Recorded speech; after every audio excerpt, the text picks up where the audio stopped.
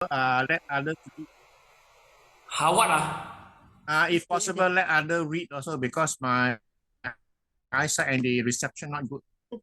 Oh yeah, let other read lah. Mean just Sally only lah. That means I don't even reading cannot Yeah, lor. Sally read the A lot whole of thing many lah. scattered. You can turn off the camera and read, but still can read, isn't it? My eyesight is bad. Oh, eyesight. Eyesight is bad. Yeah. Okay, class. Let's take a look. Okay, basically, class. Okay, we are in the what lah? We are in the this or this. Let's take a look. We're in the Chinese Buddhism regards the history. Okay, maybe I have to open one more file so that you can follow. Okay, wait.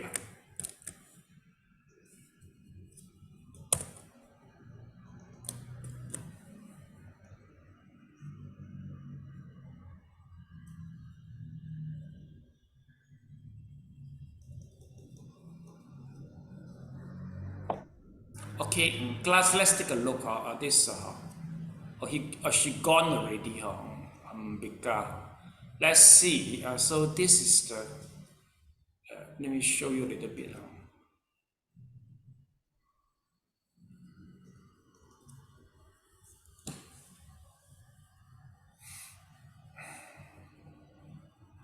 Okay, basically with the history of Buddhism, we are in this section. Let's take a look. So after the introduction, we just skip to here. Let's see. Immediately we skip to the history of the Buddhism, which is in chapter number 7. Then we come to the China in the first place. So I thought it might be interesting, but I don't know you end up you all are surprised since and feel quite familiar and feel mung cha cha quite accident. Okay, let's take a look. Basically, in the previous lesson, we talk about a few schools here lah. So we talk about there will be the Tian Tai, and also in the very early stage, actually Buddhism spread to the China. It's about it's about maybe 200 after BC, and then it starts spreading according to the different period. Okay, sometimes it goes very well, sometimes it goes not that well. Okay, but anyway, we noticed that different school they will do in the they will have a different way. Basically, different school they have their own different way to interpret the Dharma. Okay, let's see. In the previous lessons, we talk about the Chinese Buddhism, more or less the whole gamut of the Indian Buddhism text and the idea. So Chinese Buddhism will accept and absorb the idea from the Indian Buddhism. Two important schools, there is Tian Tai and also the Tian Tai, the founder is the Zhi Yi. And then another one is Avatam Saka, the school of Avatam Saka. So we got two schools. Anyway, it seems that during at the time, it's about Tang Dynasty. There will be quite a number of the volume. It comes to the China. What to do is, you notice that it seems all the texts they contradict to each other. The meaning is quite contradicted to each other. So what they try to do is that we read out everything, then they will rearrange so that to solve the contradiction. In Huayan, so they say Avatam Saka Sutra should be taught by Buddha in a very early stage. Later will be the Agama, then will be the Abhidhamma, then will be the Mahayana, and lastly is the Parinibbana Sutra and the Dharma Flower Sutra. So they will arrange in this way.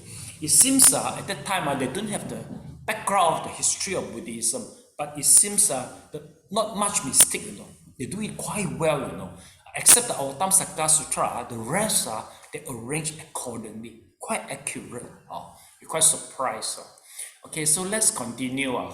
We go to this the Huayan. We haven't finished yet. Okay, yeah, Sally, please read until you die. Okay, yes.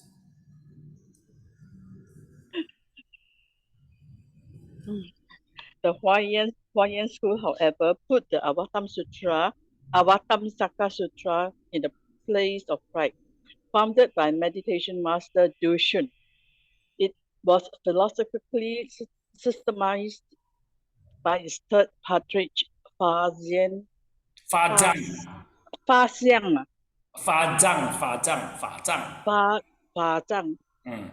and came to be influenced on the Chan school. Both the Cina-20230225-schools school flourished in the Tang dynasty, influenced by Chinese way of thought. They emphasized ultimate reality as immanent in the world, like the Tao, and as phantomable by penetration into the dust of any natural phenomena. In seeking to be all-inclusive, Tiantai and Huayan diffuses much energy in long hours of study and a range of practices. The ideas could be very abstruse and difficult to pin down. The remaining schools studied only a few selected texts and focused on their energy on a limited number of practices. The smallest is the Liu or Vinaya school, introduced around 615 CE, based on the Sravakayana emphasizing. Dhammaguptaka school, it placed importance on the study of monastic discipline and had high standards for ordination and monastic life. In these respects, it influenced the practice of other schools, especially Chan. The two other practice-oriented schools became the most successful, Jintu and Chan. Okay, thank you so much. Sally, shall I know when is your last date for eye checking? Last date, about 2 years ago. 2 years. I think it's better go to check up again because a few words, not many, a few words you miss out and you misread it. So I think you better go and have a check. Actually, I just recently have a check on eyes, because 1 week ago, I'm in the I am a pre-diabetic, in the my blood level in the pre-diabetic. So I want to see whether any damage in the retina, but luckily nothing lah. Because just very short time, maybe a few days in a pre-diabetic. So now I'm okay already. So better go have a check because old age already. Sally. Okay. Okay. All right. Thank you. Mr. Leong, are you serious that you cannot read? Is according to the eye checking, am I right, Mr. Leong? On the mic, Mr. Leong. Mr. Leong, are you serious? I'm also my eyesight also quite blurred because I'm also a pre-diabetic. Okay. Mr. Leong, I told you, off the mic, speak again. Repeat, please. I said my eyesight is quite blurred because I'm also a pre-diabetic. Oh, I see. Have you checked your eye, Mr. Leong? Have you checked? So far, not yet. I did last time, but recently. Oh, haven't checked yet, right? Haven't. Oh, okay. Better go and have a check. If how long you been in pre-diabetic? How long? Oh, many years, many while working also. Oh, I see. So what is your last eye checking? When? Many blue moons ago. Oh, okay. That's the case. Better go lah. Okay. Okay. See how far it go. The early we diagnose, the earlier we cure lah. Okay. So Kumar, you can on your camera. Basically, we have our Zoom class. We on the camera in our Zoom class. I think maybe Ambika lah. Okay. Okay. Let's take a look. So we highlight first.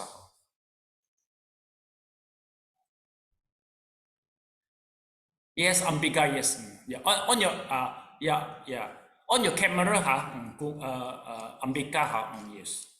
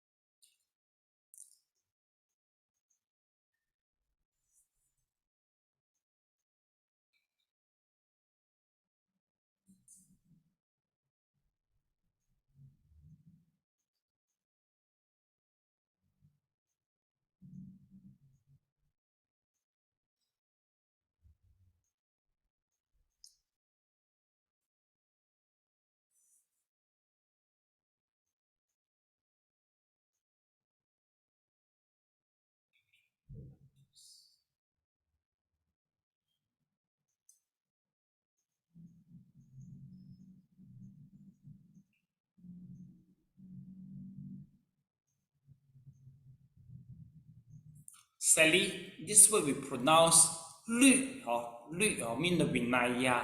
Okay.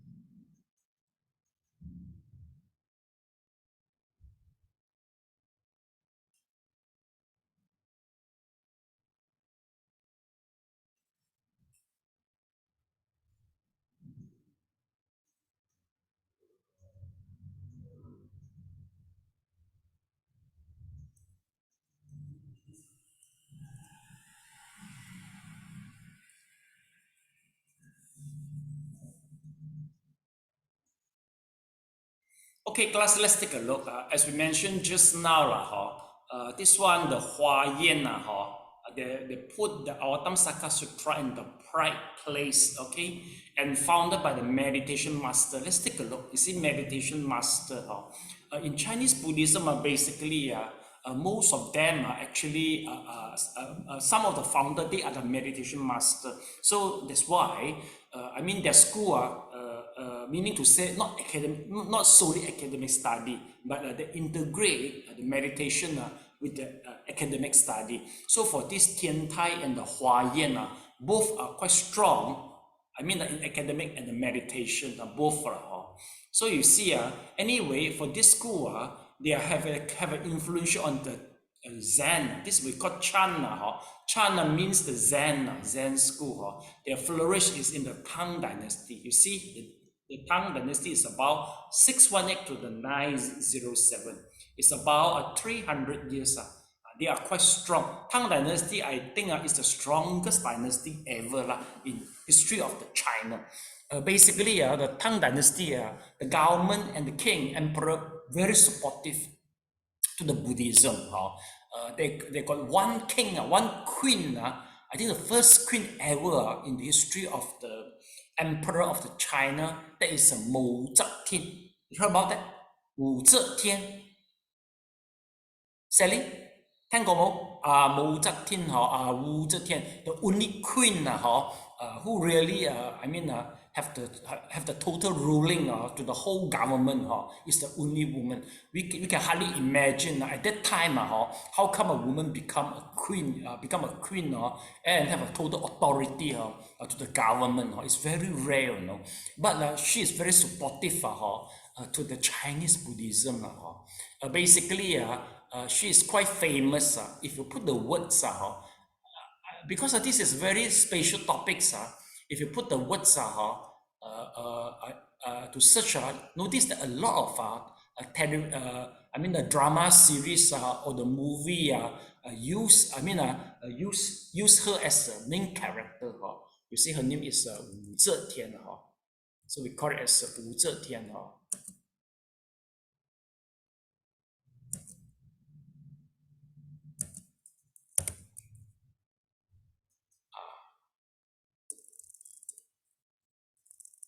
Okay. So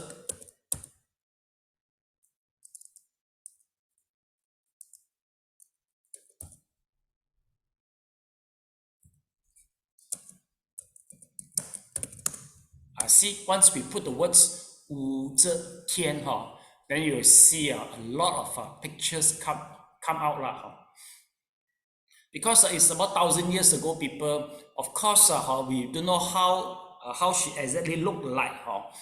Okay, so this is, when you key in, so you see this is the drama series, quite famous.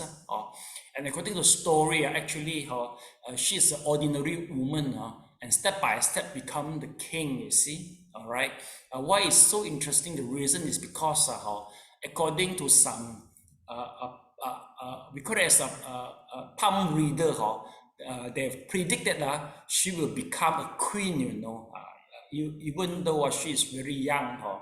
So in order to avoid, once the king knows the news, get the news from the palm reader, so she penalized her and put him, ask him, to ask her to become a nun, to turn out become the nun. In the very beginning, actually the king want to kill her, you see, but the palm advisor, palm reader say you couldn't kill her. The reason is because everything is destinated. That is the fate, because now she's still very young. If you do nothing, let her become the queen. Okay, once she become a queen, she is quite old already. Once she is old, she will be more compassionate and kill less of your family member. Because in Chinese history, basically once there is a change of the dynasty, meaning to say there will be some bloodshed, because it happened that the king will kill all the family member from the previous king, the whole family, in order to avoid any the other overthrow happening again, you see. So this is what the mindset of the king, you see. So basically, once they become a king, they will just try to kill everybody from the family member of the previous king, you see. So they hear, but sometimes once you are very old, you'll be more compassionate. So that is the palm reader advise the king. He said, don't kill her. So just put him to the monastery and let her become a nun.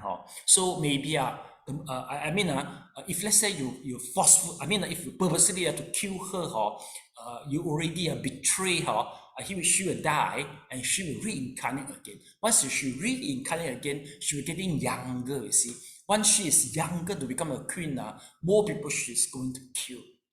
So the advice, the king accept it. So finally, the king doesn't kill her, so put him in the monastery.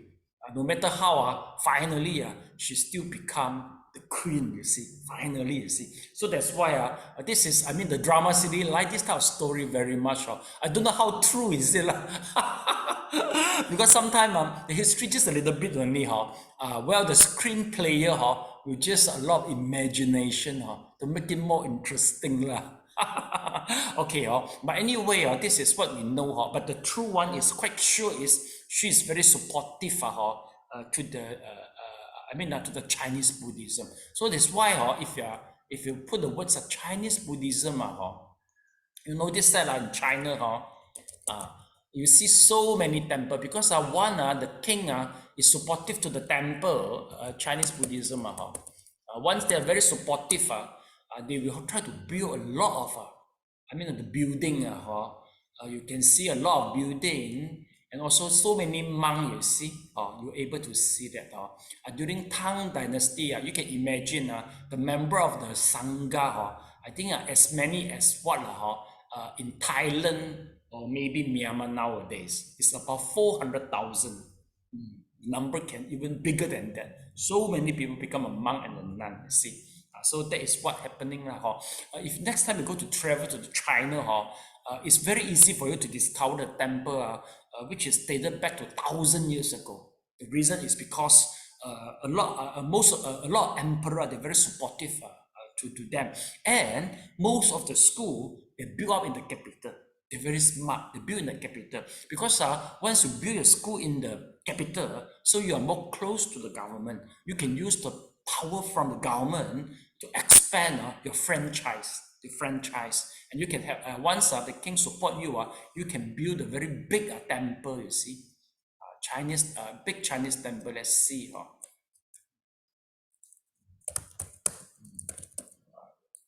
big.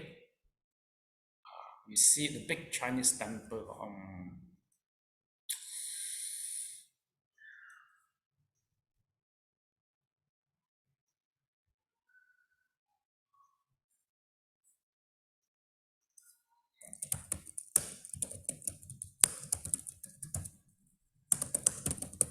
You see.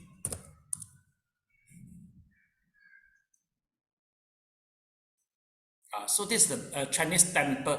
Besides, they're very supportive for the translation of the sutra. Until now, we got 100 volume of in the Chinese Tipitaka. We got 100 volume. You see. Why? Because this is the support from the king and the queen in China. You see. So this is the temple. You see. Mostly built with the effort of the emperor. See or not? Wow. So you see, it looks so beautiful, you see. Okay. Yeah, Ambika, have you been in China before? Ambika, have you been in China before? On the mic. You know how to on the mic? No. No, but have you been in Indian? No. No, so okay, never mind. After we finish the Chinese Buddhism, we'll start study the Indian Buddhism. That will be more familiar. This one Chinese Buddhism we feel more familiar. For Sally, they are in the middle. They are half only because they are banana. For me, I'm more familiar. I am more familiar. We are pure Chinese. More pure. We know better all this.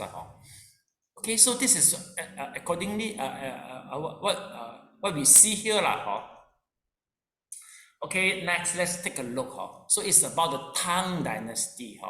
You see, Tian Tai and Hua Yuan they diffuse much energy and long study of our study of a long hour of study in the range of the Buddhists. Yes, because they also study the Avatamsaka Sutra, they study the Nikaya, they study the Abhidhamma, then they study the Mahayana. You see, a lot of things to study. So compare other school more simple. They are the one who study quite a lot. I think the way we see that, just like we also study. We have a basic fundamental study throughout the whole Buddhism. Like a Form 5,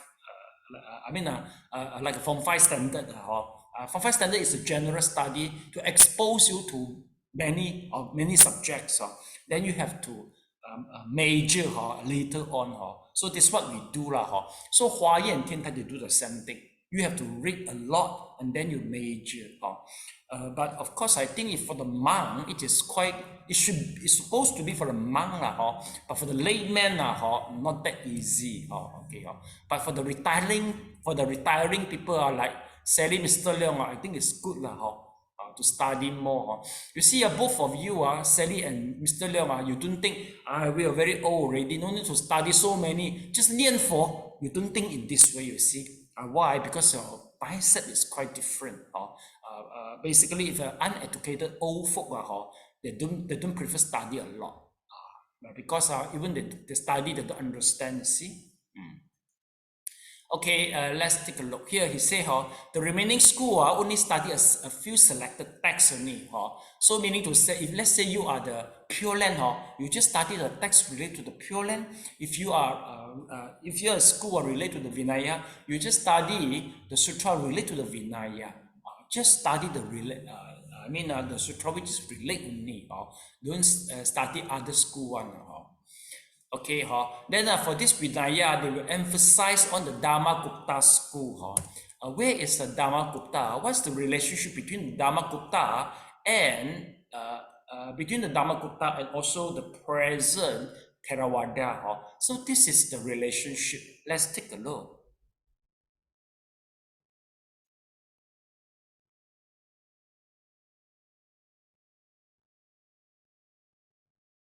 Wait lah. Okay, it doesn't go well with the diagram.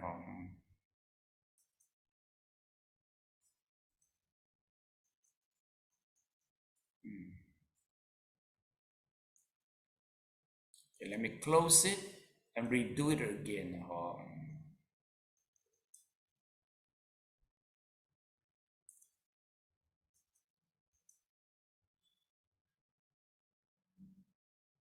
Okay, never mind. We ignore it. So let's continue. It's a Dharmakupta. They have a higher standard for the ordination and monastic life. Why? Because they emphasize on the Vinaya school. Of course, they will have a high standard for the ordination and monastic life. So this is quite important, you know. Yeah, here is it. Let's take a look.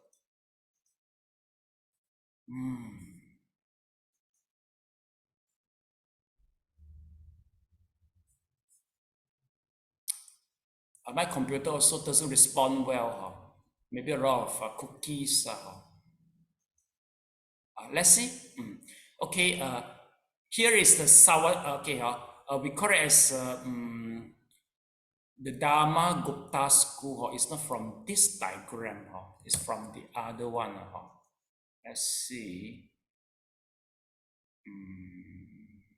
This one.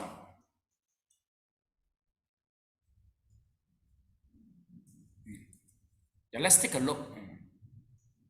So here is the Dharmakupta. We here you see. Okay, it comes from the Vibhaja Vatin. You see, Vibhaja Vatin. Then we see the Tamra Satya. This Tamra Satya is today Theravada school. It's about 200 years before Christ, maybe 300 years before Christ. The Taoist Timsa, they shift from Indian continent to Sri Lanka. Then they start spreading to the Thailand, Myanmar, and become our Theravada nowadays. Whereas the Dharmakupta school, no more already, we don't see them. But the Vinaya text is still available, and it has been practiced by us, Mahayana people. Mahayana monk, we all practice the Dharmakupta. Since you see both of them, they are spread. They're split under the Vibhajavati. So the similarity between these two schools is about 90%. We do the comparison before to the Vinaya. The similarity can up to 90%. Because we are from a same parents. We split from the same parent. Okay. So this is the Dharmakupta mentioned here, Dharmakupta school. Then later on, let's have a look. The two other practice-oriented school become the most successful is Jingtu and Zen. Jingtu means the Pure Land. Please write down. Jingtu means the Pure Land, and the Chan means the Zen school. Okay. So now we go to the Pure Land school. Yes, Ambika, can you please read the passage? The Jingtu. The Jingtu or Pure Land school became the most popular form of Buddhism in China, particularly among the laity. It is based on the three main sutras related to Amitabha and the Sukhavati and Vyohopadesa. Instruction on the array of the happy land, a work attributed to Vasubandhu, which is systematizes the ideas of the larger Sukhavati Vyuha Sutra at the start of the 5th century. Huyuan 334-416 organized a society for meditation and on Amitabha's Pure Land, but Tan Luan 476-542 was the first to properly organize the school and is regarded as its first patriarch. He was learned former Dayus inspired by a missionary monk to see through immortality as a gaining immeasurable life in Sukhavati, the happy land, while his writing drew on Madhyamika and Yogacara ideas. He stressed faith in the power of Amitabha's vows, which is could save even an evil dog. His ideal was establishing a pure, firm, and uninterrupted faith throughout life. This would ensure the ability, as a date approached, to call on Amitabha for the 10 consecutive moments of genuine faith, the minimum requirement for a rebirth in Sukhavati. The main practice he advocated was one called Nyanfu 9 for Jap Nembutsu, a term which is translated Buddha Nusmarti, recollection of the Buddha. See page 162.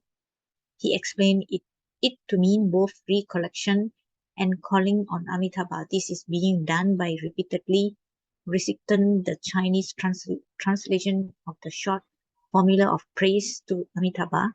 CPP. Okay, thank you so much. Thank you. Sorry, because certain words I'm not really unable to pronounce properly. Doesn't matter. Okay. Same like Sally lah. Also cannot pronounce properly. Never mind.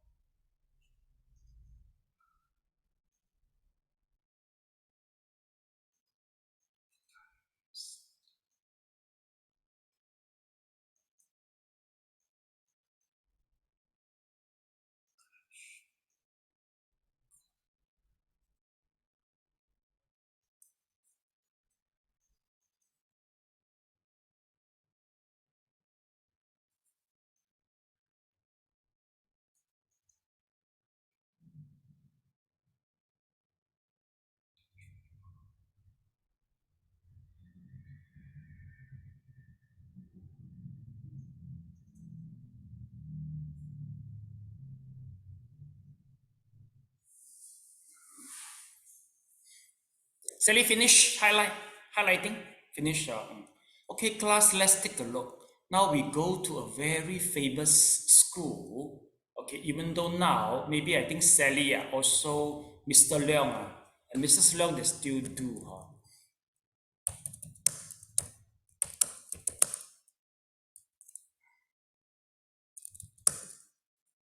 Okay, let's take a look.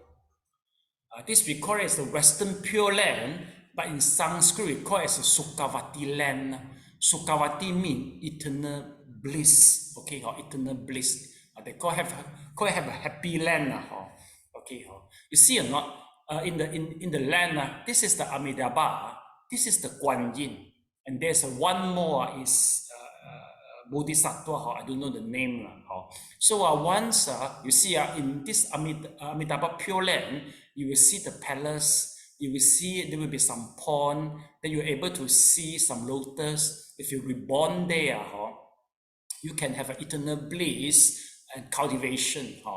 Then, according to the sutra, even though with the minimum requirement of the 10 uninterrupted and sincere chanting, Amitabha will come to bring you to the Pure Land.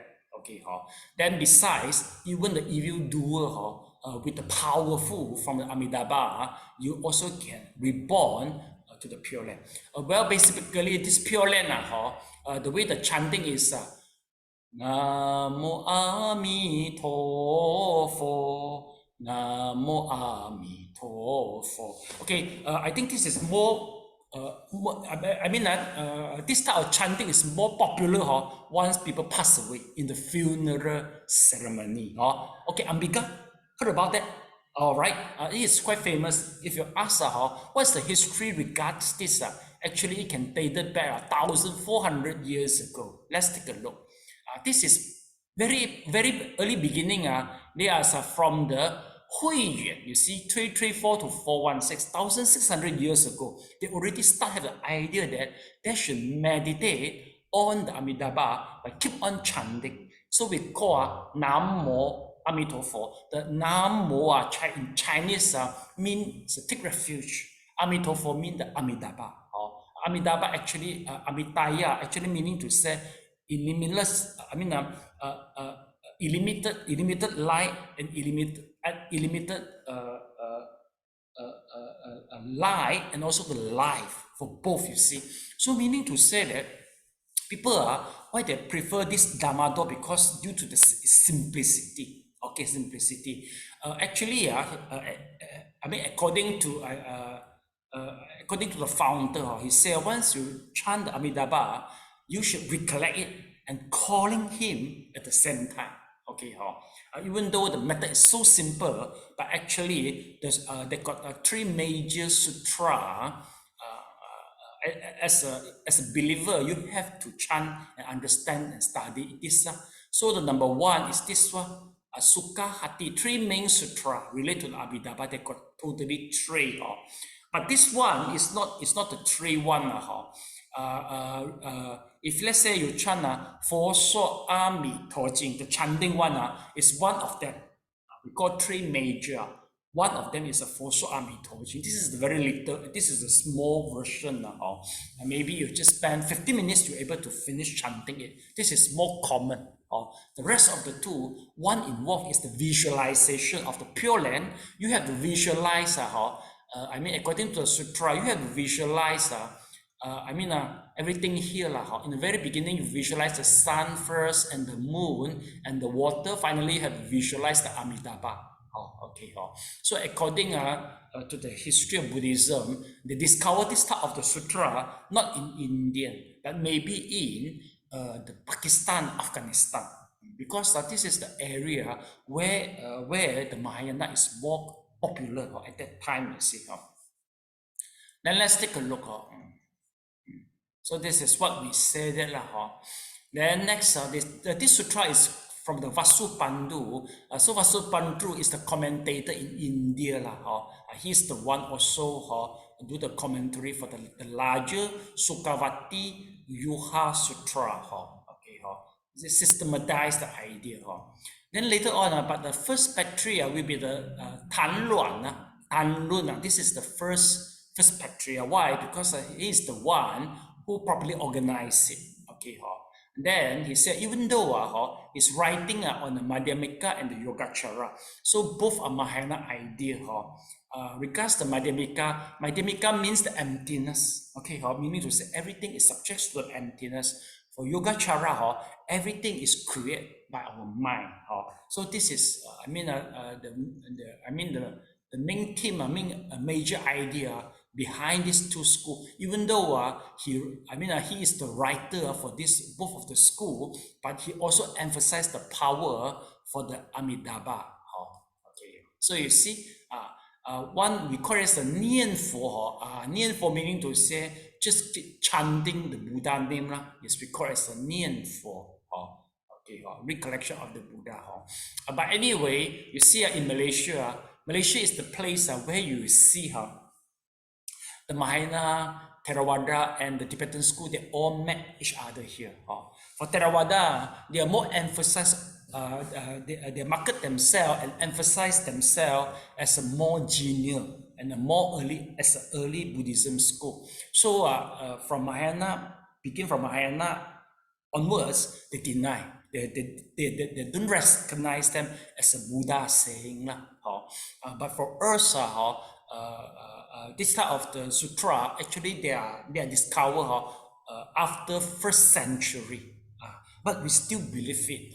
This is a Buddha saying. So that's why, because we know this type of Pure Land method is very simple and very common. Sometimes, for example, like my parents, basically, I managed to organize a chanting for 8 hours continuously for my parents. Both of them, they turn out to become, the body become turn soft, and also they smile, we feel, for the family member, they feel so consoled once they see their respected senior pass away in this way. Compared previously, they are bedridden. So most of the people, once they see this type of miracle, they will feel so happy. So this is, this school, Jingtu, this school, they are so famous for chanting 8 hours after the last breath. And it is quite common. You can put a lot of example that the people died peacefully, and also die peacefully, and we have some favorable symptoms, you see. So that's why this school is so common until today. And for the not highly educated people, they also like it because it's so simple, the concept. If you compare with the Abhidhamma and the meditative still based on Abhidhamma, that one is for the intellectual.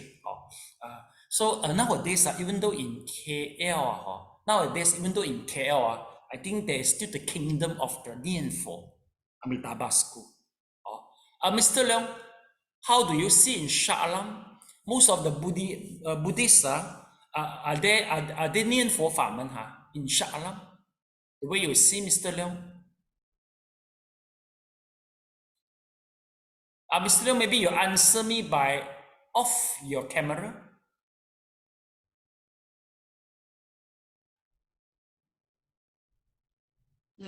Yes, there is also in there. Repeat, please. There is also Mahayana Buddhist teaching in this Shah Alam Buddhist Society in Bukit Rimau. Basically, Nianfo is still the method which is dominant, right? Yes, Nianfo, yes, correct, chanting. They are the majority, you see or not? So it happens here. Okay, it happened same until now. But people sometimes once people are exposed to the Theravada, especially in the very early stage, they can hardly understand and accept to this type of Nianfo Famen. They thought all is created by the Chinese people, but basically, actually, it is founded and the Chinese people make it popular and common, but it's originated still in Indian. It's still in Indian, because the northwest part of India, it still belongs to Indian in ancient time. Okay, so this is the part regards this. Yes, Mr. Leong, any question, please? Yes, Sifu, even in Theravada also, they also emphasize on chanting, chanting the sutras, and also chanting, let's say, for example, the homage to the Buddha and all this. Oh, no, Mr. Leong, the point is regarding the Sukawati land. Because once the existence of the Sukawati land is skeptical by the Theravada, because they thought this Sukawati land it is not supposed to exist according to their cosmology, because they say if there is really Sukawati land is supposed to be in the Deva realm, according them but for the Mahayana, they said this Sukawati land, of course, it's not in the Deva realm. It's supposed to be out from the Deva realm, because the people, they are eternally bliss, and also once they cultivate until until to the stage which is non-retrogress, they will come back to the Saha work and continue. See or not, Mr. Leong, that is the point, it's the existing of the Sukawati land. That's the problem. But then again, Sifu, during Buddha's time also, I think Buddha also mentioned about Amitabha Buddha a few times only. Amitabha, yes, but this sutra, they are not recognizable by the Theravada, because this sutra, they discovered about 1st century, whereas the Nikaya, they are the before Christ, they start compiling already. So according to the definition, they don't see this type sutra in their Tripitaka, Theravada Tripitaka, so they disrecognize it. Also, Mr. Leong, you got it down.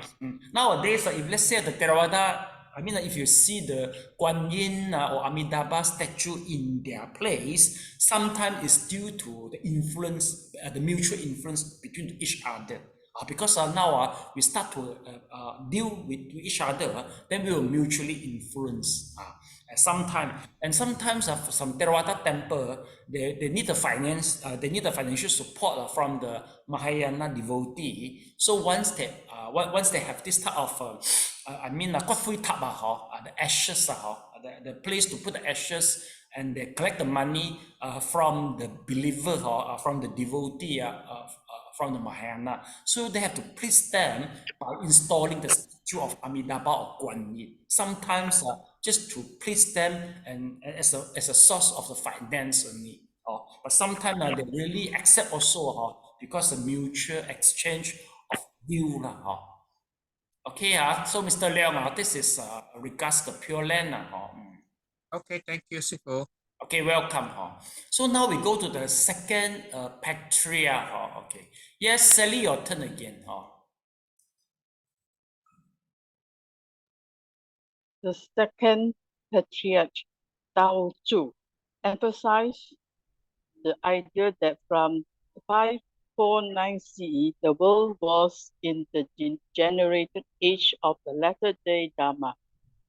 This is because the Chinese thought that 549 was 1,500 years after Buddha's death, thus being the beginning of an age of decline in Buddhism, and the morality predicted by the Lotus Sutra. In such a situation, most people could not follow the difficult path of the saints based on their own virtue and meditation, but must rely on the easy path of devotion to Amitabha. Self-power must be replaced by other power. The third patriarch, San Dao, gave the school its classical form and did much to popularize it from the 9th century, and the school is so widely diffused that it no longer needed the special patriarch as leaders. Okay, thank you so much. Welcome. Mr. Leong, if I'm not mistaken, you aim for Western Pure Land, right? Maitreya Buddha land. Oh, Maitreya Buddha, not the Western Buddha. So meaning, are you changing the harbor, No, initially it was Amitabha Pure Land, but then the thing is a bit difficult and very strict. Maitreya Buddha one is more flexible and more achievable. Oh, I see. So, yes, so you are changing the harbor lah. Never mind, it's okay. It's good we have a choice. Okay, it's good we have a choice. But here it's good. I let you to know more regards the Pure Land as a general study. It's in English also. Later Dharma.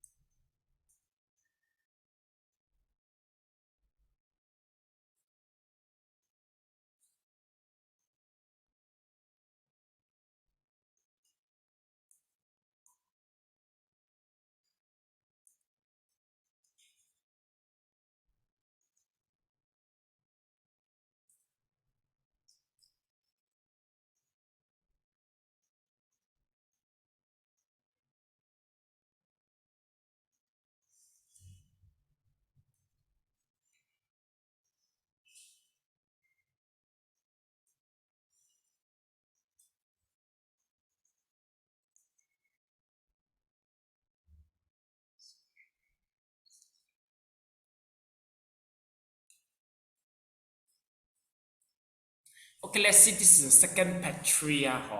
So in second patria, we see this is the name of Tao Chu Tao Chuo. Okay, it's a Tao Chuo. You see, in the second patria, the emphasis of what is about the Dharma ending age. You see, it says the later day Dharma. Well, a later day Dharma is a very good strategy to encourage people nian for. People will be motivated and hardworking once they got the deadline. Am I right? I think Sally, you only hardworking once there's a deadline. Without deadline, maybe you're just lazy, right? So the Dharma ending age is a really good motivation to most of the people. And I believe once you are in the elder age, if you are, the elderly people they are more hardworking than the young people. Why? Because the life is coming to closing to the ending already. So you see, this is the perception in the Lotus Sutra. The second patria make it popular. Once everybody know this, yes, it's Dharma ending age. So you have to work hard. And then they notice that now in the Dharma ending age, it seems that most of the people, they are incapable to meditate well. So it is good that you have to use the outside power to replace your inside power. So this type of, this type of the strategy is working very well, at that time, you see. So we notice that because so many people, they believe, they choose this method, see. So you see, it's according to the Lotus Sutra. Most people cannot follow the path of the saint. So that's why from the self power replaced by the other power.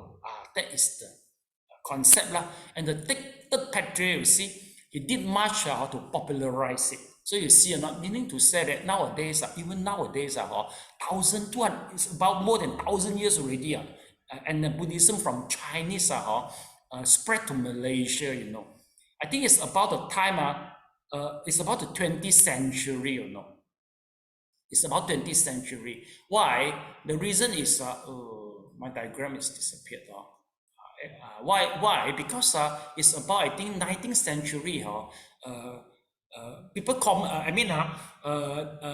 the Western people, they prefer using a big ship to ship the Chinese people to come to this Southeast Asia for working. It's about, I think, the early of the 20th century.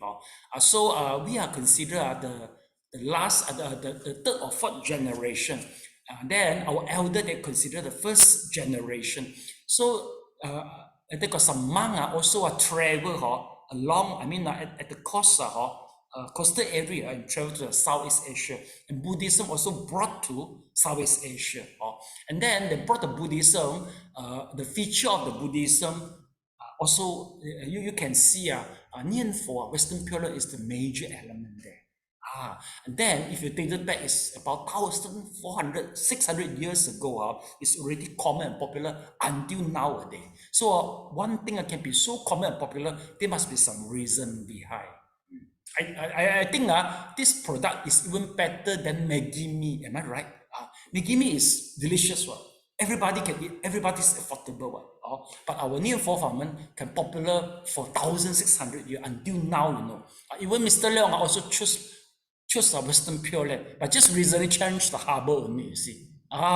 You can see how strong, this is how marketable, the marketability of this product is so strong and high. Yeah, Mr. Leong, please. See, for regarding the third patriarch, here got two third patriarchs. One is Santao and the other one is Fa Sang. So which is which? Oh, okay. This one, the patriarch is the Santao. Santao is correct. Fa Zhang is under the Awatam Saka school. Okay. Then you see, third patriarch is the Santao. So this Santao is the real third patriarch. It's about 613. And then the Fa Zhang means here, right? Let me show for you. Now, here is the Fa Zhang. It's not here. Fa Zhang is supposed to be here. This one. Fa Zhang is under Awatam Saka. It's under the Awatam Saka school. All right. So Mr. Leong, get it? Yes, thank you. I think it's not the English problem. Maybe it's the Chinese problem. Mr. Leong, you got confused. A lot of Chinese translated English. That's why it was so confusing that there are two patriarchs. Yeah. Okay.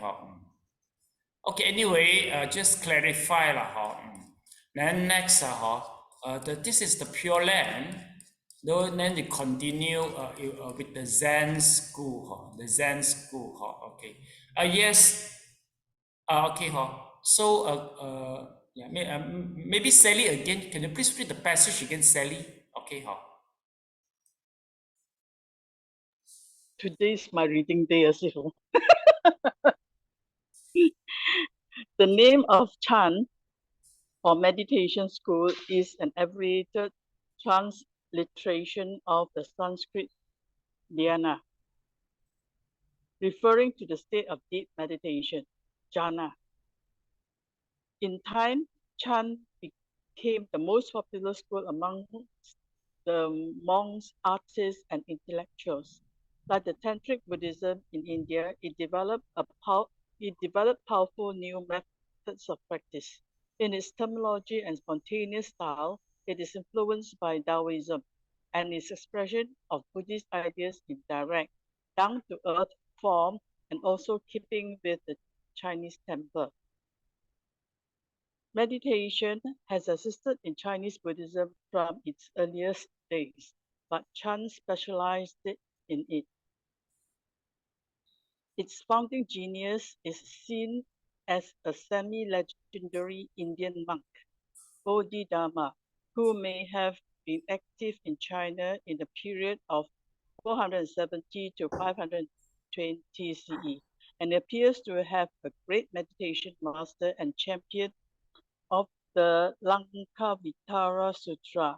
One of the legends about him was that he spent 9 years in meditation, gazing at the wall until his legs fell off. This illustrates the Chan's single-minded emphasis on meditation, the method for attaining awakening. Another legend is that he told the pious Emperor Wu that the latter is generated no karmic fruitfulness at all by his many good works. This shocking saying probably meant that karmic fruitfulness, like everything else, is empty of inherent existence, and that more important than good works is insight into reality. Although good works, devotion, and study plan play their part, and study play their part in China, they should not have become hindrance focuses on attachment. Chan therefore has an iconoclastic streak that such that certain accomplished masters are said to have burned Chinese images or torn up sutras as a means of undercutting someone's attachment. This has sometimes been misunderstood by Western students of San Chen. When one such student, after a few days in a Japanese monastery, remarked that the old masters used to burn or spit on Buddha images, not to bow on them, the master simply replied, "If you want to spit, you spit. I prefer to bow." Okay, The thank you so philosophy much. Okay,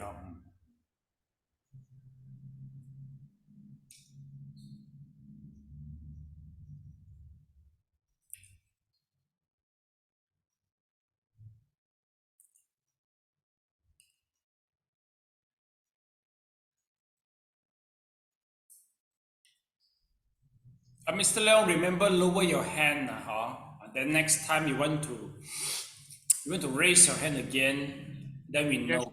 so sorry.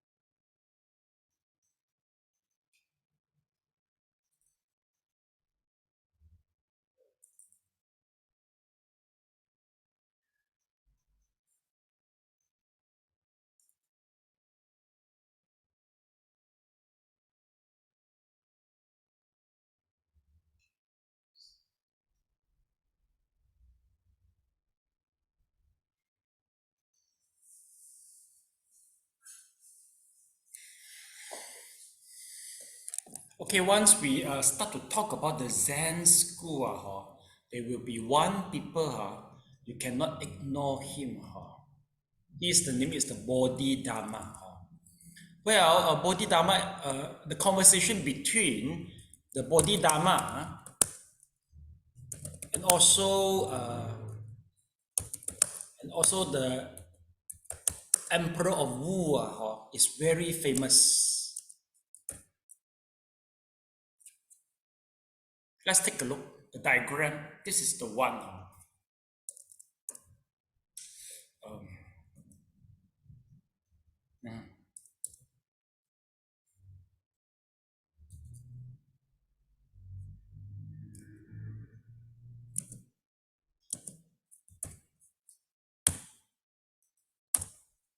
Let's take a look. There's the conversation between the Bodhidharma and Liang Wudi.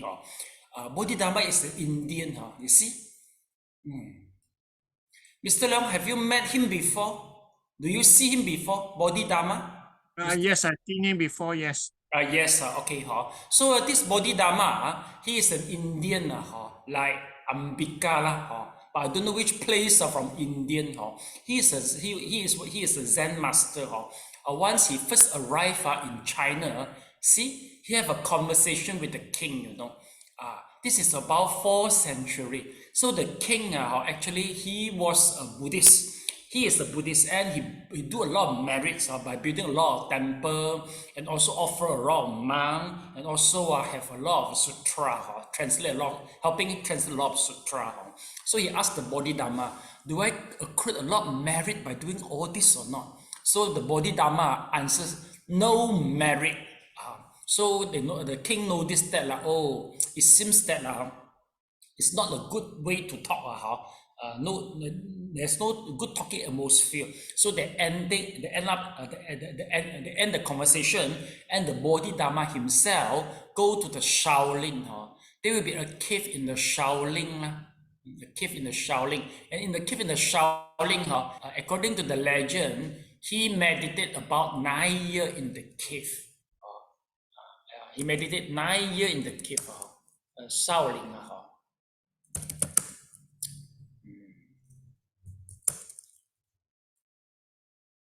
Okay.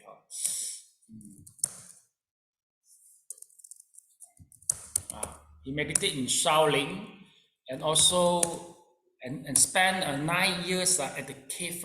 So this is quite famous, according to the legendary. Let's take a look. So this is Shaolin. Bodhidharma, usually we label him as the origin. It's the first teacher in the Zen school. So the Zen, the method, according to the author, it is influenced by the Taoism. But this one I am not sure. But quite sure he is a symbol for the Zen school.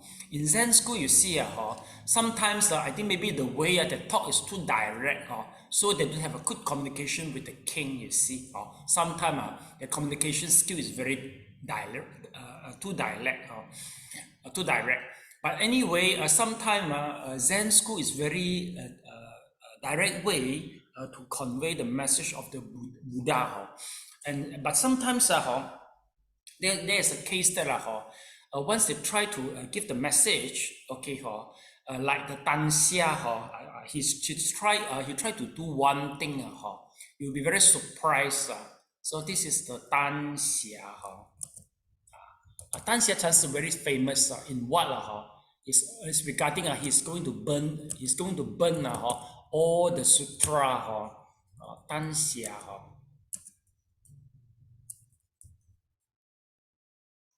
Okay.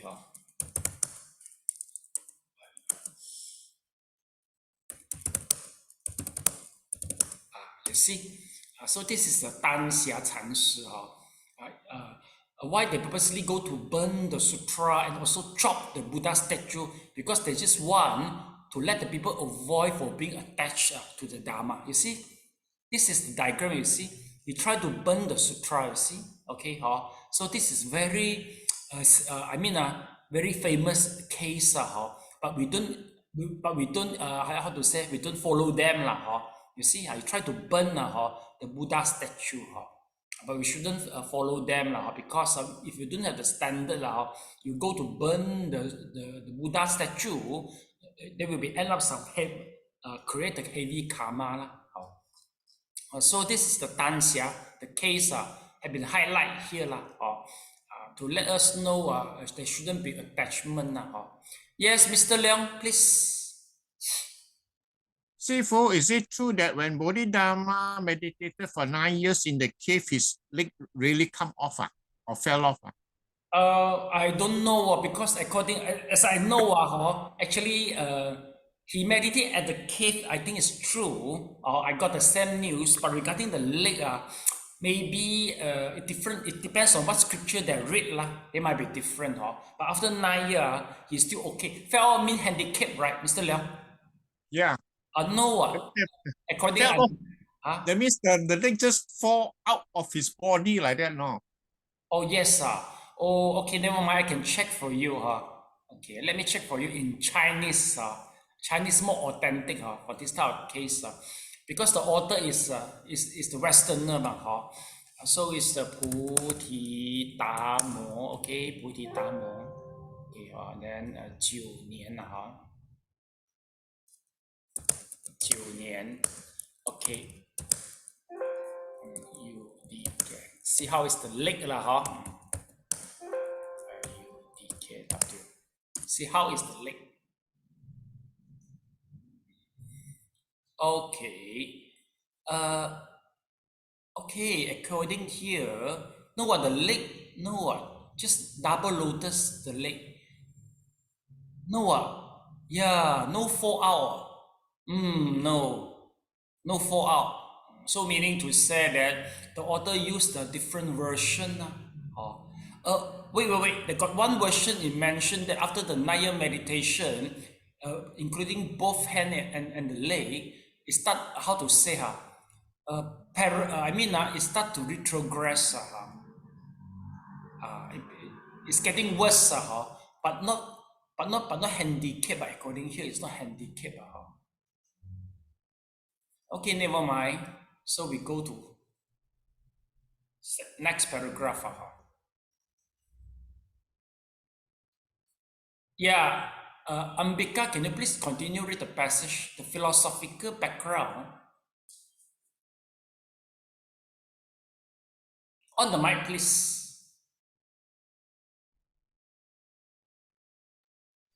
The philosophical background of Chan comes from various texts and streams of thought. One is the perfection of wisdom sutras, especially the heart and diamond cutter and their idea of emptiness, 2 levels of truth, and paradoxical modes of expressions. Another is the Lankavatra Sutra Yogacara text, which is also draws on ideas of the Tathagata Karma. The Indian Yogacara school saw human experience as a projection out of the storehouse consciousness due to the maturation of karmic seeds in it. The Lankavatra Sutra equated this kind of unconsciousness mind with the Takata Garba, CP 143. Another influence came from the above 2 texts on the Buddha nature. The treatise on the Buddha nature and treatise on the awakening of faith in the Mahayana. As the Dharmakaya, the one mind of the later text, is seen in Chan as the original enlightenment of all beings, CP 145. Moreover, discursive thought and its dualistic distinctions are disparate, unlike, for example, in the Tibetan Gelugpa school, as making its glories pure innate reality. Many of these ideas are also found in the Huayan school, with its ideas of the one mind as the unifying principle from which everything is made, CP 150. In many ways, Huayan can be seen as the philosophical counterpart of Chan. I see. Okay, Executed. never mind, I can stop here. Yes, Ambika, if you read this one, Tata Kata Gaba, actually they are from the Sanskrit. Do you have some idea from these words? No, never study about the Sanskrit. But do you know Hindi or Tamil? Only Tamil, Hindi, Tamil. and yeah. Even though you know Tamil and Hindi, but if you go through all this Sanskrit, you don't have any it's idea what. totally different. Totally different thing. Oh, I see. The So, only the Indian monk will be study the Sanskrit. Those are Brahmin. or the Swami will study the Sanskrit. The Brahmin people. The Brahmin. Then they will have the idea lah, right? They are basically study the Sanskrit compulsory. Then they will, of course, if they go through this, they got the idea. So totally meaning to say, we have a prototype that all Indian can do the yoga. Like all the Indian will know all the Sanskrit. So this is not No, right. no. This is not right. Of course. That's why sometimes people also got prototype. They thought all the monk can catch the ghosts. We are all the ghostbusters. This is go. Actually, this one is bring up from the generation by generation. Depends on which Yes. generation you are. Yeah. Am I right? We call it as a prototype, right?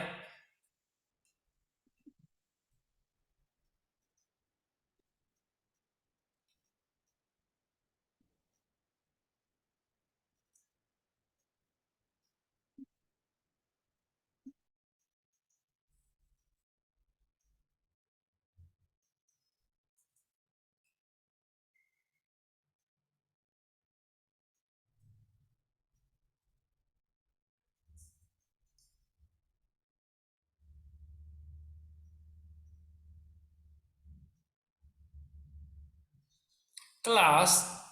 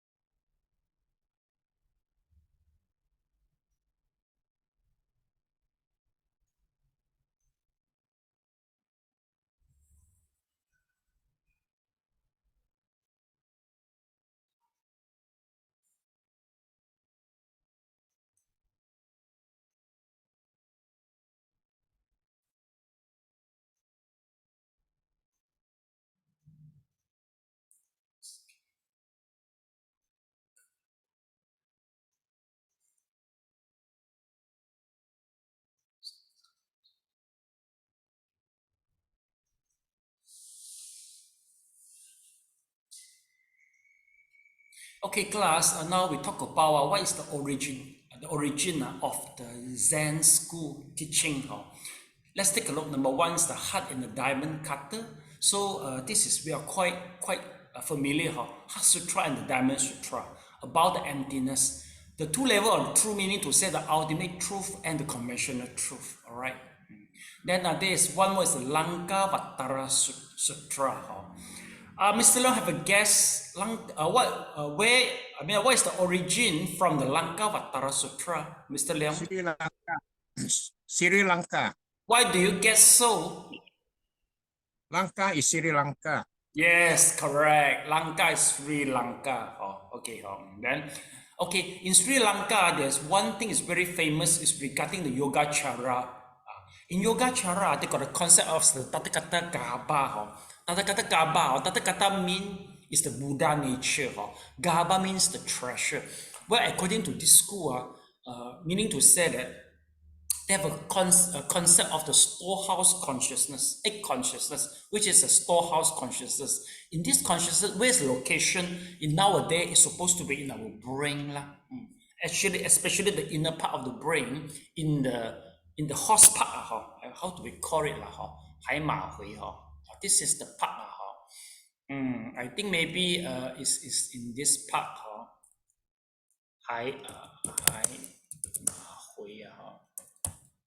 It's in this part. Class, take a look. This part. Let me see what is in English. We call it as hippocampus. Yes, hippocampus. According to nowadays the science, hippocampus is the storage for the memory. So according to the school, Yogacara school, they say actually whatever karma we create, actually they got seed planted in our storage consciousness. The way I see is in our brain. Once they got so many seeds storage in the brain, it will be triggered out once there's some external object. So once you see things, for example, recently there will be some earthquake in the Turkey. Why you will do the donation is because there will be some the donation seed in your storehouse, in your mind or in your heart. So once you see it, you want to help it out. You try to help out. So we call it as the seed will come out and do the action. When you perform the action already, and it will become a seed again and store back in your consciousness. So that is the meaning for this school. Now, see or not, as a karmic seed, we call it a Buddha nature. There's one more school, it's a Gelugpa school in the Tibetan.